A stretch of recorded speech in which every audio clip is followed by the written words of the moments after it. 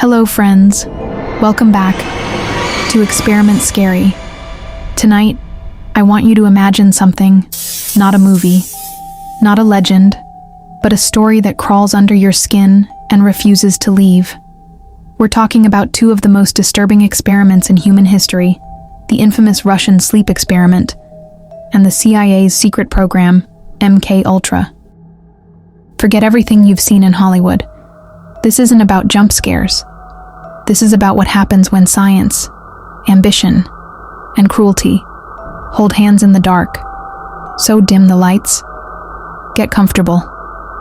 Maybe grab a blanket. And let me ask you, how long do you think you could stay awake before your mind betrays you? 2 days? 5? 15? Leave your guess down in the comments, and remember to hit that like button if you enjoy digging into the kinds of stories that history textbooks never dared to print. Picture this. It's the late 1940s.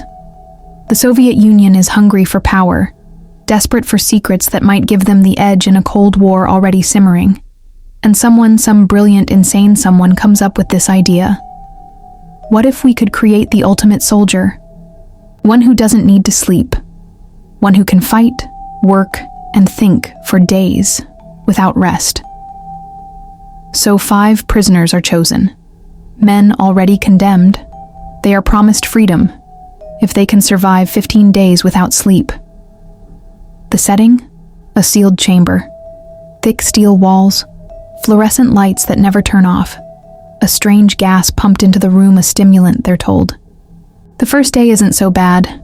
They laugh, they swap stories. Some even joke about what they'll do once they're free. By day 3, the laughter fades. Their eyelids twitch. Their skin feels like sandpaper. Every blink is a war.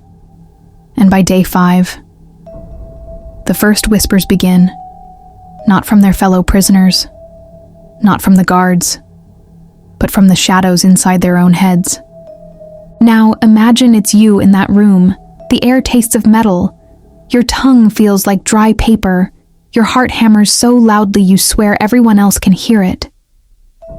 Across the room, one man hums the same lullaby again and again, voice breaking.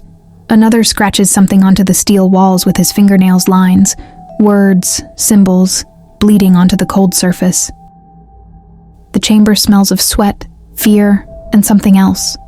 Something coppery, metallic. You glance at your reflection in a dented metal panel. The person staring back isn't you. Hollow eyes, skin stretched tight, a face you almost don't recognize. And the scientists? They don't look horrified, they look fascinated, pens scratching, pages turning, like children watching ants under a magnifying glass. By day 10, reality unravels. One prisoner rips strips of flesh from his own body, muttering about voices demanding sacrifice. Another pleads with the scientists not to shut off the gas, claiming it's the only thing keeping them alive. Sleep, once the enemy, now feels like a death sentence.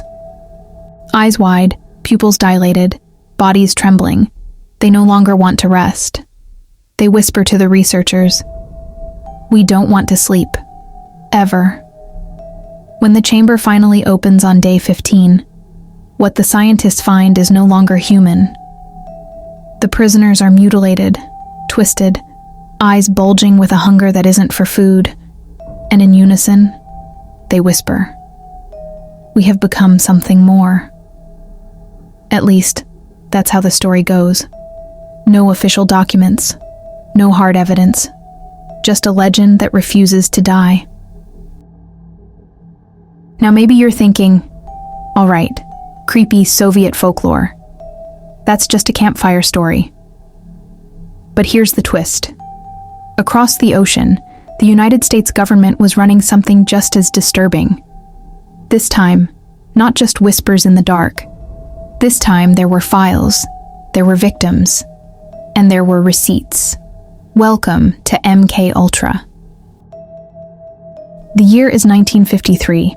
The CIA decides, let's see if LSD can be used for mind control, because nothing screams patriotism like accidentally dosing your citizens with hallucinogens. They didn't exactly ask for volunteers. They slipped it into drinks, food, even morning coffee, prisoners, mental patients, soldiers, and yes, ordinary people just trying to get through their day. Imagine this. You're sipping coffee in a sunny cafe. Suddenly, the walls start melting like wax. Your reflection in the window smiles back at you, but you didn't smile. And in the corner, 2 men in suits quietly take notes. Subject believes the curtains are whispering. Effective dose. Welcome to freedom, American style. But MK Ultra didn't stop at LSD. Oh no, they went deeper.